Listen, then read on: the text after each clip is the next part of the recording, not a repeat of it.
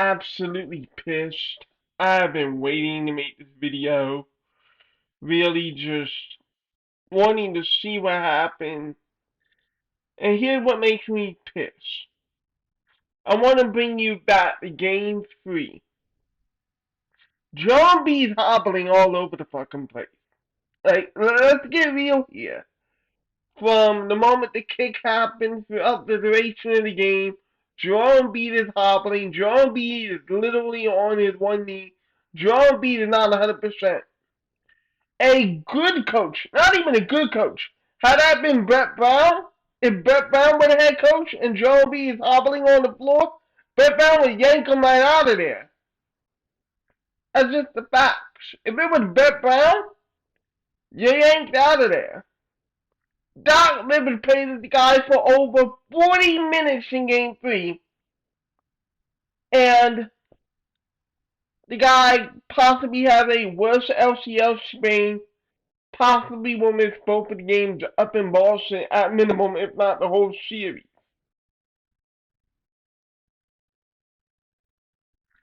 As much as it is unfortunate, injury prone, whatever, for Joel, if you want to say that, I go back to Doc. Why the fuck are you playing this guy? It was a very close game, yes. But you see him hobbling. And in fact, part of the reason it was a close game is that Joel B was struggling greatly in game 3. If anything, take him off the floor. You play Paul Reed and you live with the result. If you lost game 3, which you wouldn't have, you would have been up 2-1. You get that game 4 in the Nets, then you're up 3-1 in Philadelphia. And if you sit him, probably maybe the sprain doesn't happen. Considering it happened late in the fourth quarter. Seriously, Doc Rivers, Tom Thibodeau, the same fucking people with the same fucking mindset, and it is the very reason that neither of those guys have gone out of the second round. It's the truth. That is the reason. Both of those guys will play their veterans over 40 minutes. Both of those guys couldn't give a fuck about what's happening on the court. And both of those guys are responsible. Joakim Noah, Derrick Rose, etc. This is a fireable offense. You would think that he would have learned after what happened up in Toronto. Like, if we lose this one game in the playoffs against the Brooklyn Nets team that, I'll be honest with you, I've applied on Austin Connell's article. I'm like, there's nothing I took away from the Nets. That series was 4 preseason games masqueraded as an NBA playoff atmosphere. It was something that you just had to get past. There's nothing you take away from it. There's nothing in it worth mentioning at all. It was 4 meaningless games of basketball. I literally believe that if Doc had a brain and sat Joel Embiid, I believe Paul Reed could have got the job done. He did get the job done in the second half of Game 4. So literally there was no reason to put Embiid at risk in this situation, other than to be the bullheaded head coach he's been for 21 years. And the main reason that you haven't been able to escape the second round. It's the main reason. So now Joel is probably out for game 1, possibly out for game 2. Is the series over?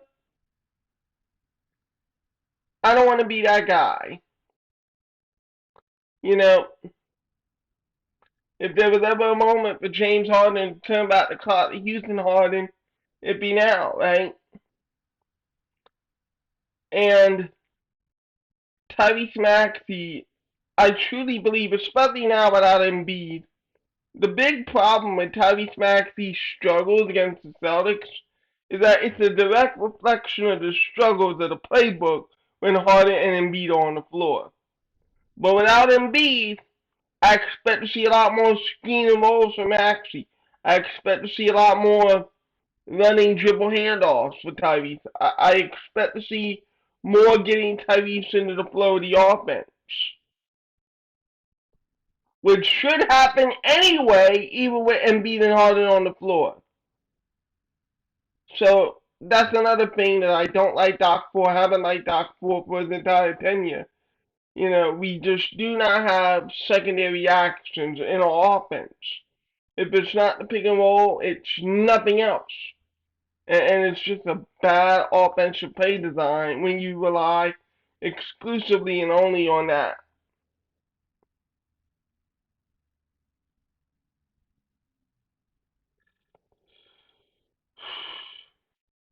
So I don't want to say that it's over. And one of the reasons is Paul Reed's been playing some awesome basketball. Now this is going to be the biggest test of Paul Reed's life to this point. But I'm not looking to Paul Reed to score.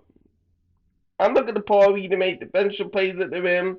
I'm looking at him to rim run. I'm looking at him to be able to get open for some dunking opportunities from James Harden in the transition game. I compared this guy to Anderson Varejao, and that's what we need. We need him to play at an Anderson Varejao level. We need him to be a double-double machine as an interior defensive force. Your scoring is going to have to come from your guards. Harden and Maxey, the best offensive backcourt in the NBA, has become more crucial. Guys like the Anthony Melton who come off the bench. This has all of a sudden become a Jordan Yang series because his offense is going to offset his defense in a series without Joel Embiid. Without Joel Embiid, you have to do good with the bat, and you need to squeeze offense any way you can, and Jordan Yang can light it up. The goal really is to split in Boston and see what's there. Don't even think about the series. Think about the first two games in Boston. These first two games in Boston and splitting these two first games in Boston. That's your prerogative. Everything else is in a wait and see development phase. But I will say this again: the fact that you played Joel Embiid, even though he was wobbling, Richard Jefferson talked about he's been on the floor 7, 8, 9 times, and I know he's told to do it to avoid injury. But like some skeptics have pointed out, it hasn't worked out. And part of the reason is the more you play like that, and this has been proven through sports science, the more you play under duress, the more injury prone you are. So for Doc, again, I just don't understand. He claims he's not a doctor and he really isn't a doctor. But you don't need to be. It's common fucking sense. My guy's falling on the ground. My guy's not coordinated. My guy's not standing up. I take him out of the fucking ballgame. It's really that simple. It's really that obvious. A player is only injury prone if the coaching staff doesn't put him in a position. That's all I'm saying. It's time to move on. This guy couldn't get you out of the second round. This guy doesn't really have a championship pedigree. He's just someone who was lucky enough to win one in 2009. And if he were to dare point to health, I'm going to at least say you saw him falling over in game 3. You had every opportunity to take him out. You had every opportunity to save Joel Embiid from a critical injury. You didn't. Enough said. And somebody say, oh, you would have been mad. No, don't even pretend to shoot the messenger. Because for me, watching that game 3, I did want him out. He was playing bad. He had that attitude which resulted in the kick on Claxton. It was plainly obvious that he needed to be out of that ball game. Even if we lost it. Even if we lost game 3 to the Nets, which again, I said this on Run It Back Philly's channel, DJ Eastwood. I proclaimed it. No matter what the circumstances, you were not going to lose a single game to Brooklyn. But even if you felt you could have, you're up 2-1, you split in Brooklyn, you close it out in Philly. Right? I see no problem with preserving Joel Embiid. That would have been better than running him for 40 minutes and now having this LCL Spain situation. And again, if it's Brett Brown, he gets yanked out. If it's any other coach in the modern era, he gets yanked out. If it's Doc, Doc doesn't give a shit. And that's where my problem is. My problem is that Doc Rivers doesn't give a fuck. That's my issue right now. That Doc Rivers doesn't give a fuck. And that's our head coach, better or worse. Sick of the universe signing off.